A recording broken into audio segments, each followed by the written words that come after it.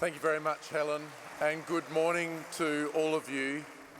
Can I also begin by acknowledging this morning that we meet on the traditional lands of the Kaurna people, and we acknowledge their ongoing spiritual relationship with this precious land. Can I thank Uncle Moogie for his excellent welcome to country? Can I acknowledge His Excellency, the Honourable Hugh Van Lay, Governor of South Australia, to Cabinet Ministers, to the Leader of the Opposition, to all of my parliamentary colleagues, ladies and gentlemen, boys and girls, but most importantly, members of the Stolen Generations.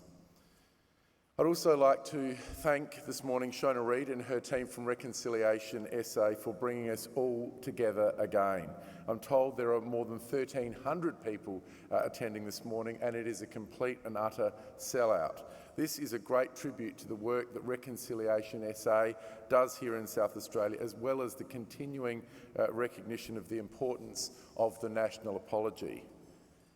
Coming together like this is important as we reflect on the past, we acknowledge its legacy, but most importantly, we work together to build a shared future. Since we gathered at this venue, this very same venue, just over 12 months ago, it has been a challenging year for us all. A year ago, we were just beginning to come to terms with what COVID-19 may mean. We soon found out that it would radically change the way that we lived and the way that we worked, particularly for those in regional and remote Aboriginal communities. South Australia's Aboriginal community leaders have worked tirelessly to maintain the safety, health and the well-being of their communities. To date, we have not had a single case of COVID infection in a remote or regional Aboriginal community here in South Australia. I acknowledge this magnificent effort through the Premier's COVID-19 Aboriginal Community Leadership Awards event at Tandanya before Christmas.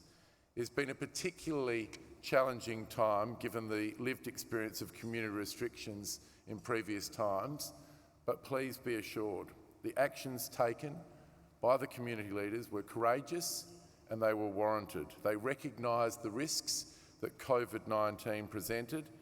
Our next task is equally as important: to deliver education and awareness to communities in the rollout of our COVID-19 vaccine. And I encourage each and every one of you to continue to keep your communities safe. Let's give a round of applause to those Aboriginal communities that kept the people safe during COVID-19.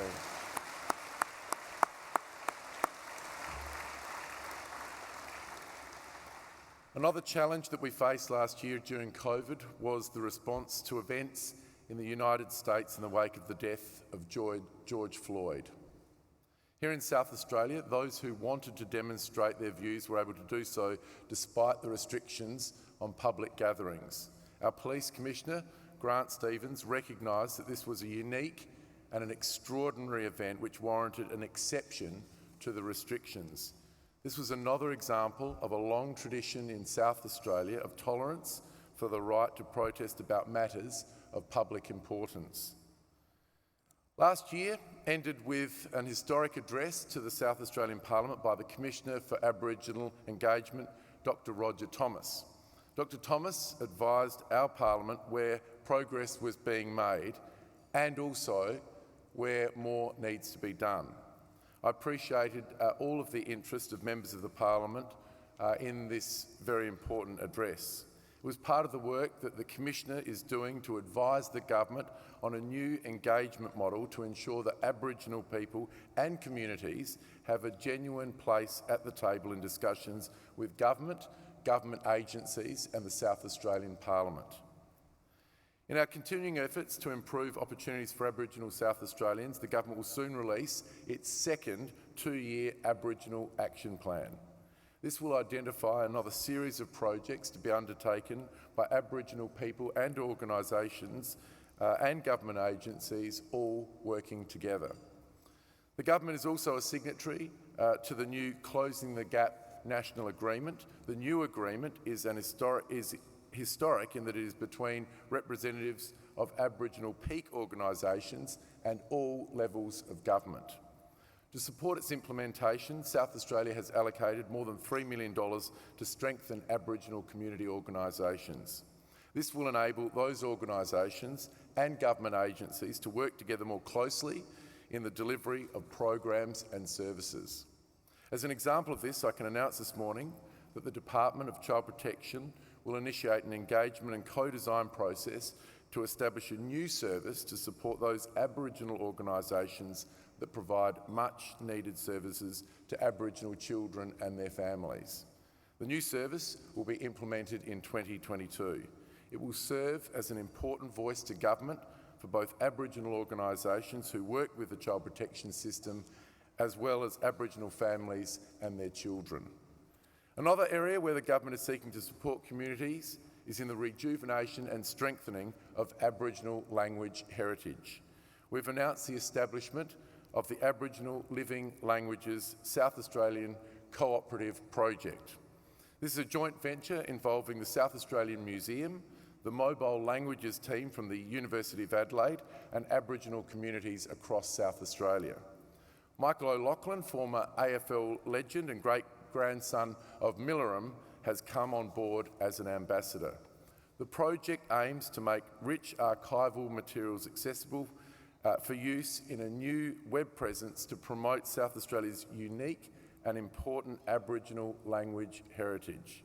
It will significantly increase the online presence of Aboriginal languages for community-based learning and be a resource for our schools here in South Australia. I expect languages to be a very important feature of the Aboriginal Art and Culture Centre to be established on the site of the former Royal Adelaide Hospital. Under the guidance of Aboriginal Ambassador David Rathman AM, the Centre has just launched its unique Aboriginal architectural design, and we can now look forward to the commencement of its construction. In closing, let me say what an honour it is to talk to this massive audience this morning. It is so encouraging to see so many people of all ages involved here, to see recognition of the respect for the stolen generations, to be able to acknowledge our shared history while also celebrating the vitality, the creativity and achievements of South Australian Aboriginal communities, and, of course, our continuing commitment to reconciliation. Enjoy the morning.